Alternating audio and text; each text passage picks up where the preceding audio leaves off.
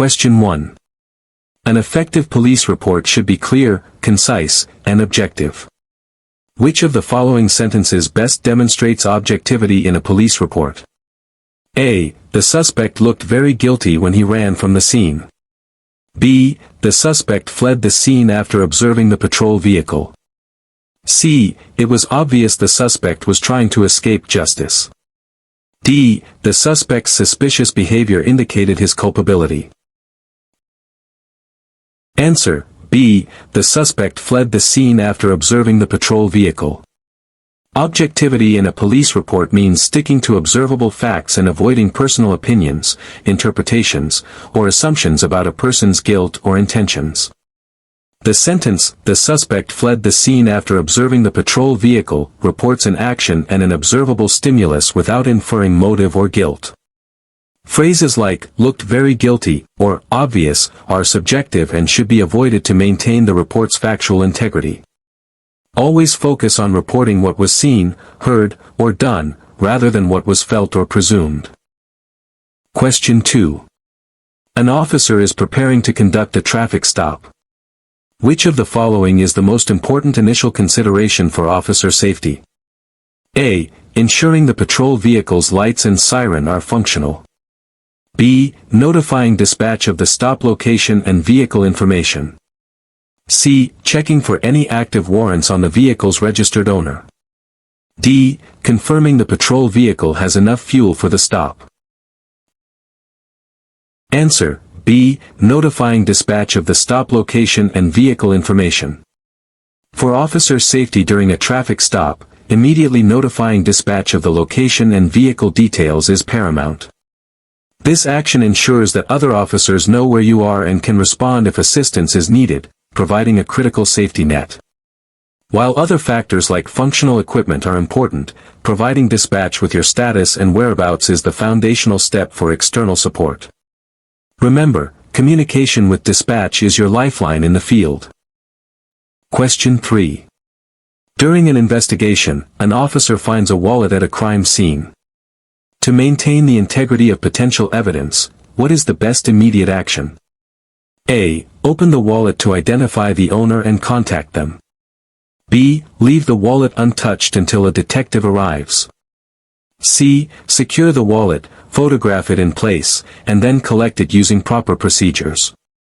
D. Place the wallet in a plastic bag to prevent contamination. Answer: C. Secure the wallet, photograph it in place, and then collect it using proper procedures. The core concept of evidence preservation requires that items at a crime scene are documented and collected in a way that maintains their integrity and chain of custody.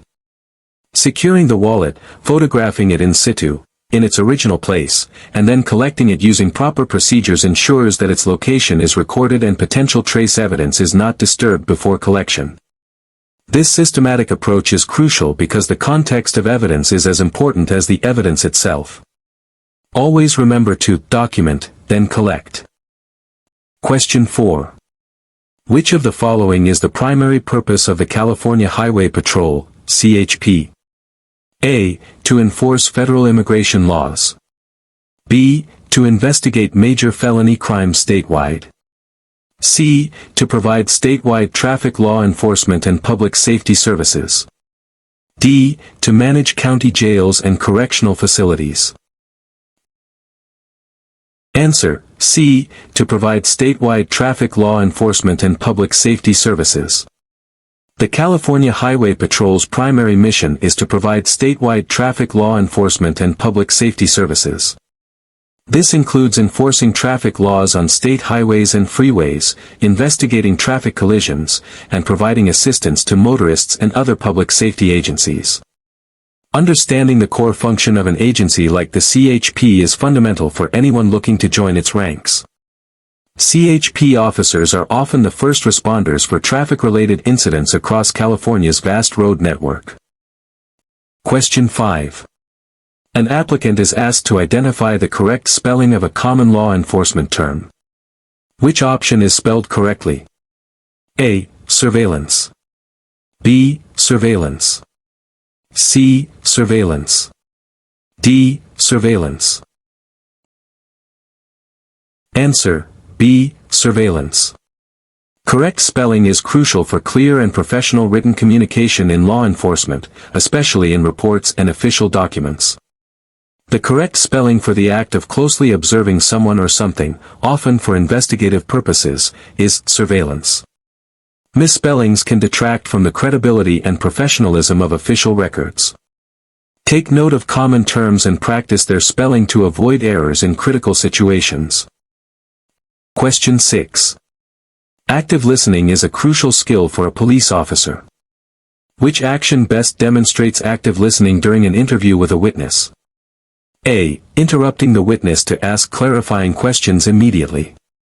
B. Forming a response in your mind while the witness is still speaking. C. Maintaining eye contact, nodding, and paraphrasing what the witness says. D. Taking detailed notes without looking at the witness. Answer: C. Maintaining eye contact, nodding, and paraphrasing what the witness says. Active listening involves fully concentrating on what is being said, rather than just passively hearing the message. Maintaining eye contact, nodding to show understanding, and paraphrasing the witness's statements, repeating what they said in your own words, are key indicators of active listening because they demonstrate engagement and verify comprehension. This approach helps build rapport, encourages the witness to provide more information, and ensures accurate understanding. Truly hearing and confirming what others convey is essential for effective communication in policing. Question 7. An officer is dealing with a verbally aggressive individual. Which approach is most likely to de-escalate the situation? A. Shouting back to assert authority and gain control. B. Using a calm, confident voice and offering choices where appropriate. C. Threatening arrest immediately if the individual does not comply. D. Turning your back to the individual to show you are not intimidated. Answer: B. Using a calm, confident voice and offering choices where appropriate. De-escalation techniques aim to reduce tension and gain voluntary compliance without resorting to force. Using a calm, confident voice projects professionalism and control without escalating the situation, while offering choices can empower the individual and provide them a path to compliance. Shouting or immediate threats often heighten aggression, making the situation more difficult to resolve peacefully. Remember, maintaining your composure is contagious and can help calm others in stressful encounters. Question 8. In police work, chain of custody primarily refers to A. The hierarchy of command within a police department. B. The unbroken chronological documentation of evidence handling from collection to presentation in court. C. The process of training new police recruits. D. The sequence of events leading up to a crime. Answer: B. The unbroken chronological documentation of evidence handling from collection to presentation in court. Chain of custody is a critical legal concept in evidence management, referring specifically to the documented, unbroken chronological record of who had possession of a piece of evidence, when, and for what purpose, from the moment it is collected until it is presented in court. This meticulous documentation ensures the integrity and admissibility of evidence by proving it has not been tampered with or altered. Maintaining a solid chain of custody is essential for successful investigations and prosecutions. Question 9. An officer encounters a pedestrian who appears disoriented and confused but is not committing any crime. What is the most appropriate initial action? A. Immediately conduct a pat-down search for weapons. B. Ask if they need assistance and assess their well-being. C. Advise them to leave the area immediately. D. Arrest them for public intoxication. Answer: B. Ask if they need assistance and assess their well-being. In situations where an individual appears disoriented but is not violating the law, an officer's primary role is often to serve the community and ensure public safety. Asking if they need assistance and assessing their well-being is the most appropriate initial action, as it prioritizes community care and determines if medical or other aid is necessary. This approach aligns with the community caretaking function of law enforcement, emphasizing help over immediate enforcement when no crime has occurred. Remember, officers are also problem solvers and compassionate responders. Question 10. Which word best describes a situation where an officer must make a difficult decision with ethical implications? A. Bureaucracy. B. Dilemma. C. Protocol. D. Jurisdiction. Answer: B. Dilemma.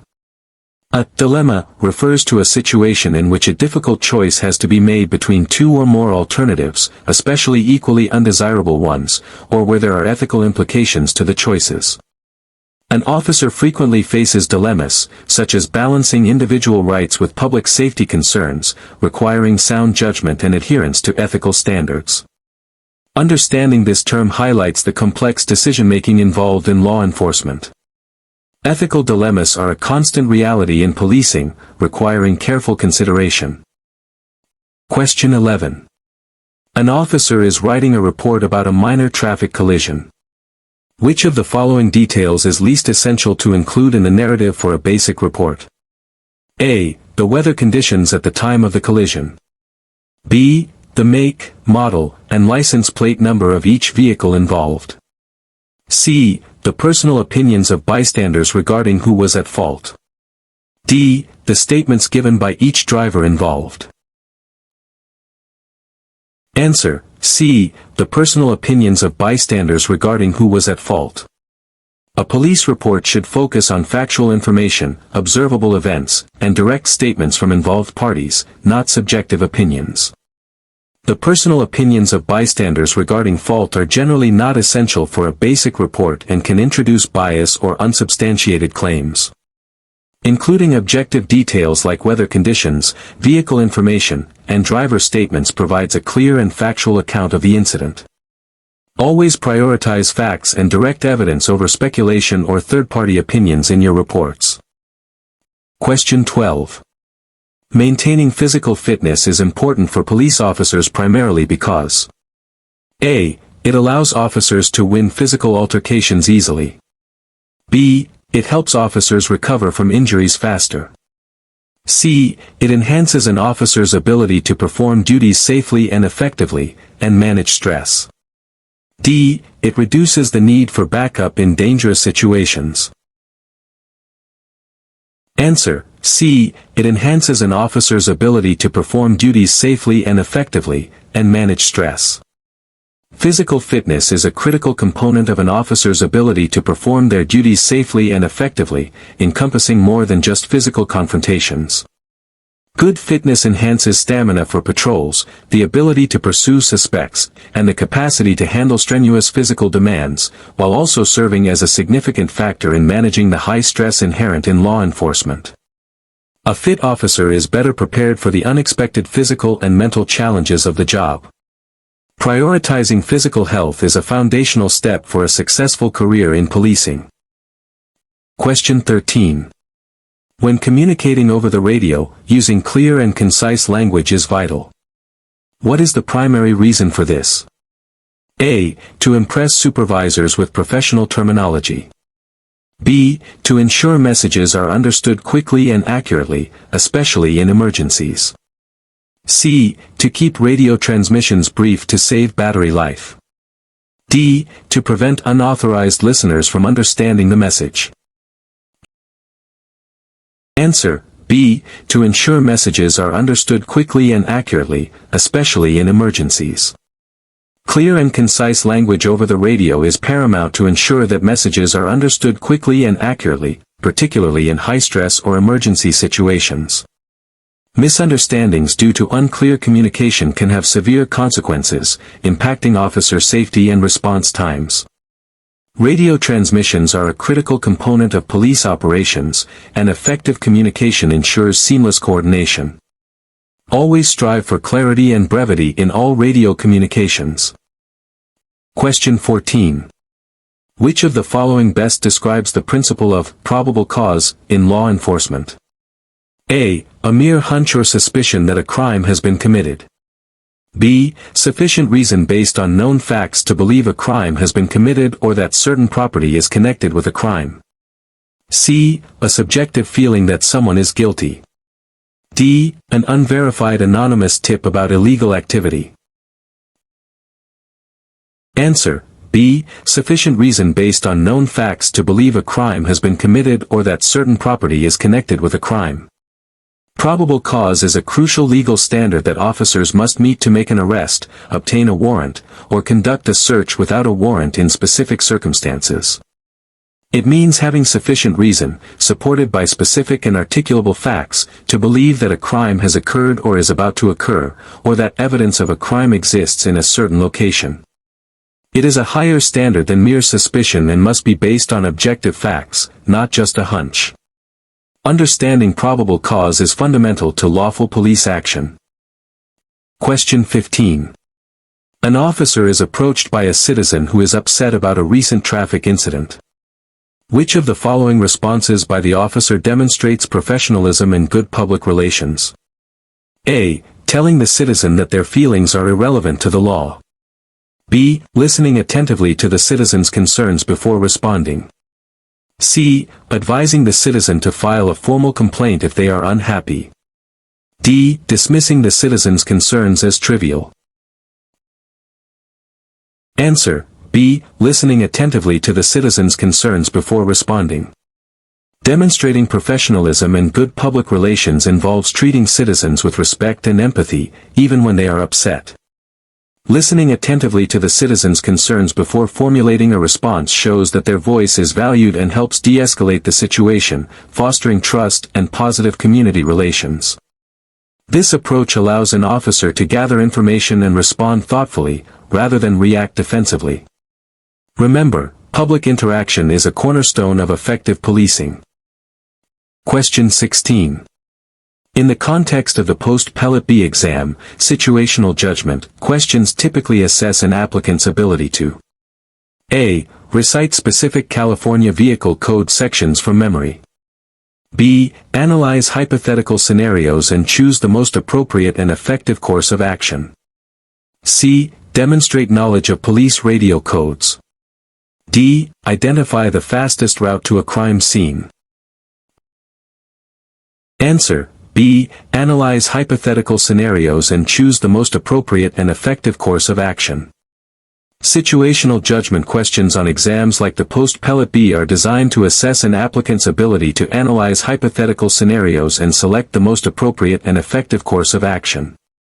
These questions evaluate critical thinking, problem-solving skills, and the capacity to apply ethical principles and sound judgment in realistic law enforcement situations.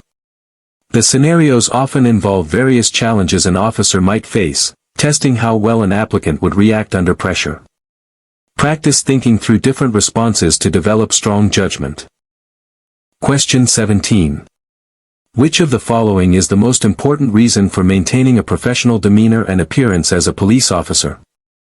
A. To intimidate suspects and assert dominance. B. To ensure personal comfort during long shifts. C. To uphold public trust and project authority and credibility. D. To blend in with the general public. Answer: C. To uphold public trust and project authority and credibility. Maintaining a professional demeanor and appearance is paramount for a police officer because it directly impacts public trust and projects authority and credibility. An officer's appearance and conduct are often the first impressions citizens have of law enforcement, influencing how the community perceives the entire agency. A professional presence inspires confidence, encourages cooperation, and reinforces the legitimacy of police actions. Remember, your appearance is a nonverbal representation of your commitment to serve. Question 18. When writing a police report, using vocabulary that is precise and unambiguous is critical. What does unambiguous mean in this context? A. Using complex, multisyllabic words. B. Open to multiple interpretations or meanings. C. Having only one clear and definite meaning. D. Informal and easy to understand. Answer: C. Having only one clear and definite meaning. In police report writing, using unambiguous language means that words and phrases should have only one clear and definite meaning, leaving no room for misinterpretation or confusion. Reports must be precise to accurately convey facts and actions, which is crucial for legal proceedings and future reference.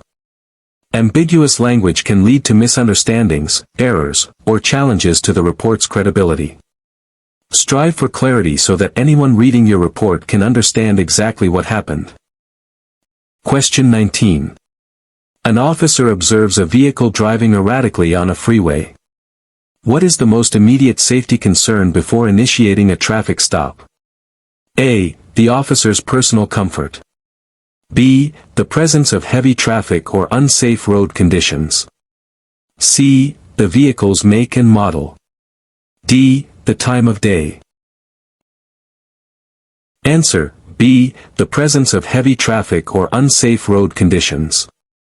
Before initiating a traffic stop, the most immediate safety concern for an officer is the presence of heavy traffic or unsafe road conditions. An officer must consider the safety of themselves, the public, and the driver being stopped, so choosing a safe location to pull over is critical. Initiating a stop in a high-risk area could lead to a secondary collision or other dangers. Always prioritize the safety of everyone involved before any enforcement action. Question 20. Which of the following qualities is most important for a police officer dealing with diverse communities? A. A strong ability to speak multiple foreign languages. B. A deep understanding of complex legal precedents. C. Cultural competence and sensitivity. D. Exceptional physical strength. Answer: C. Cultural competence and sensitivity. Cultural competence and sensitivity are essential qualities for a police officer working with diverse communities.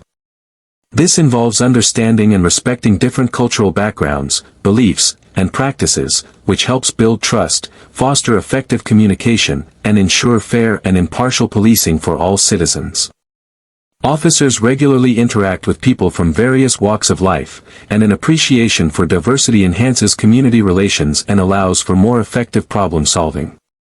Embracing cultural awareness will make you a more effective and respected officer. Question 21.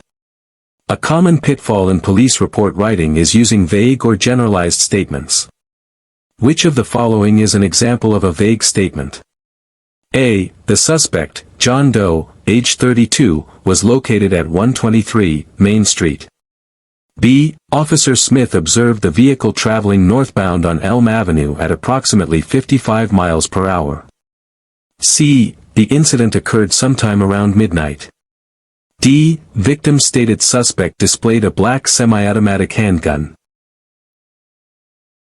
Answer: C. The incident occurred sometime around midnight. A vague statement is one that lacks specific details, making it unclear or open to interpretation. The incident occurred sometime around midnight is vague because it does not provide a precise time, which could be crucial for an investigation. Specific details like exact times, names, locations, and observable actions provide clarity and factual accuracy, which are vital for effective police reports. Always strive for precision in your reporting to avoid ambiguity. Question 22. What is the primary purpose of Miranda warnings? A. To inform suspects of their right to immediate release. B. To compel suspects to confess to crimes. C. To inform suspects of their Fifth Amendment right against self-incrimination and Sixth Amendment right to counsel during custodial interrogation. D. To explain the charges against a suspect before arrest. Answer: C. To inform suspects of their Fifth Amendment right against self-incrimination and Sixth Amendment right to counsel during custodial interrogation. Miranda warnings are read to suspects who are in custody and about to be interrogated, serving to inform them of their constitutional rights, specifically their Fifth Amendment right against self-incrimination, the right to remain silent, and their Sixth Amendment right to an attorney. This ensures that any statements made are voluntary and that the suspect understands their legal protections. These warnings are crucial for safeguarding individual liberties and ensuring the legality of police questioning. Question 23. An officer is confronted with a situation requiring immediate action and decision-making under pressure. This best describes a need for A. Strict adherence to predetermined schedules. B. Strong analytical and critical thinking skills. C. Extensive knowledge of forensic science. D. Superior artistic ability. Answer: B. Strong analytical and critical thinking skills. Police work frequently involves situations that demand immediate action and decision-making under pressure, where the ability to quickly assess information, weigh options, and determine the best course of action is paramount. Strong analytical and critical thinking skills enable an officer to process complex information, identify core issues, and make sound judgments in rapidly evolving circumstances. These cognitive skills are foundational for effective and safe policing. Developing these skills is essential for navigating the unpredictable nature of law enforcement. Question 24. Which action is an example of a police officer demonstrating integrity? A. Accepting a small gift from a business owner for extra patrol in their area. B. Falsifying a report to avoid paperwork. C. Reporting a fellow officer's misconduct, even if it is difficult. D. Using department resources for personal errands. Answer: C. Reporting a fellow officer's misconduct, even if it is difficult. Integrity is the quality of being honest and having strong moral principles, which is absolutely essential for a police officer. Reporting a fellow officer's misconduct, even when it is difficult, demonstrates integrity by upholding ethical standards and accountability within the department. Accepting gifts, falsifying reports, or misusing resources are clear violations of integrity and professional ethics. Maintaining integrity ensures public trust and the legitimacy of the entire justice system. Question 25. What is the primary reason for a police officer to maintain a professional distance and boundaries with citizens? A. To avoid forming personal friendships that could compromise impartiality. B. To intimidate citizens and assert authority. C. To prevent physical contact for safety reasons. D. To discourage citizens from asking for help. Answer: A. To avoid forming personal friendships that could compromise impartiality. Maintaining professional distance and clear boundaries with citizens is crucial for a police officer to avoid forming personal friendships or relationships that could compromise impartiality in their duties. Officers must treat all individuals fairly and without bias, and close personal ties can create real or perceived conflicts of interest.